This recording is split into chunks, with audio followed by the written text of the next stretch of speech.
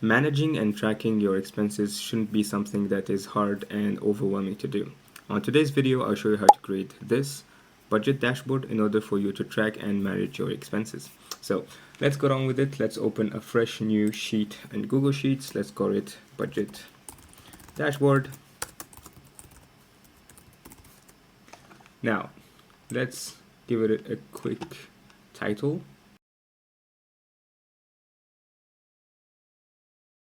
Now, we'll be working on the first month of the year since we just started off 2025. Same here. Perfect. Now, we will be managing two columns, one for the income and the second one is going to be for the expenses. So let's set the income and the expenses.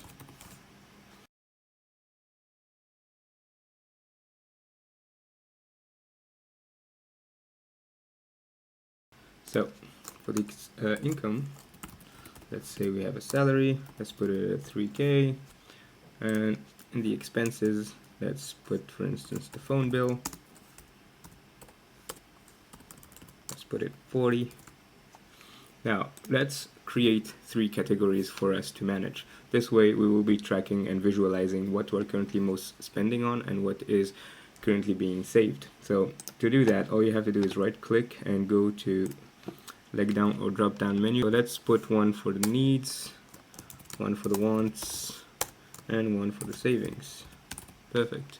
Now let's give it some few color references. So needs should be red, wants would be yellow, and finally green for savings.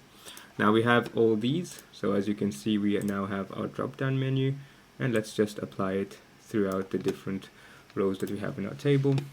So as I said, phone bill is going to be set as a need, rent is a need, electric bill is a need as well, shopping is a want, fuel is a need, and finally let's put savings as savings. Let's give it an amount, let's put 300 on the side. Electric bill should be around, let's say 80.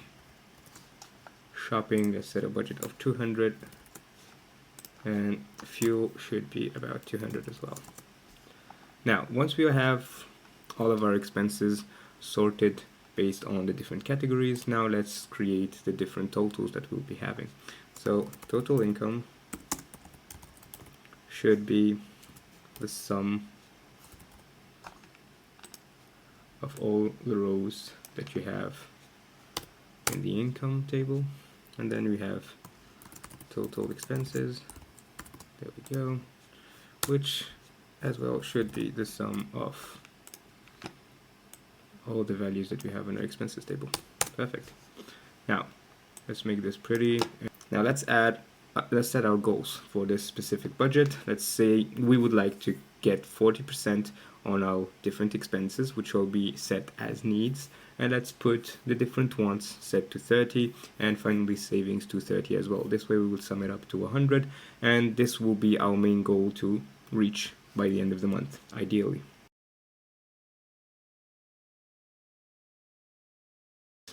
So this will be all based on our incomes. So let's say equal, it's going to be this multiplied by the income. Perfect. Same logic. Now, this will be our goals. In an ideal scenario, this should be what our spending should look like, as well as our savings and the different wants. Now, let's see the reality of it all. So, for the reality, it's going to be a little bit more different. Let's get a sum if with a condition. So the sum will be based on the different categories that we have on our table. So for the first one, it should be based on our needs. So these are the needs. Let's set the separator, and we should select all the range that we have in that specific table. Now we will know that our needs are currently up to 1300, and compared to our goals that we have set up, it's different. So now it's much easier to visualize what we're currently being spent on and whether or not we are in the budget. So how can we calculate the average of it all. So it's going to be equal this divided by this. So now we're on average of 44%. Alright, so same logic will be applied.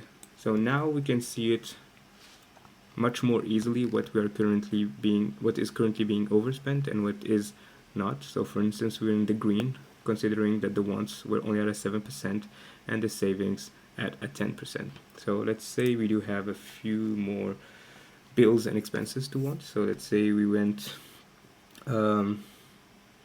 I don't know, on a vacation to Spain, for instance, and we spent about 500, and it was set as a want. Now you will have directly the average that is directly calculated, and we can see that we are currently being still within the budget limits. Now let's say we do, like, I don't know, savings 2, for instance. Well, even though we can actually just change that one directly, we just create a separation. Now we know that in the savings we're at a 23%. Now this is a much easier and faster way to track and have a great overlook of what you're currently managing as a budget. So I hope this video helps you, and if you liked it, please subscribe, and I'll try to make more videos regarding the budgets and the finances and make more a detailed dashboard for next time.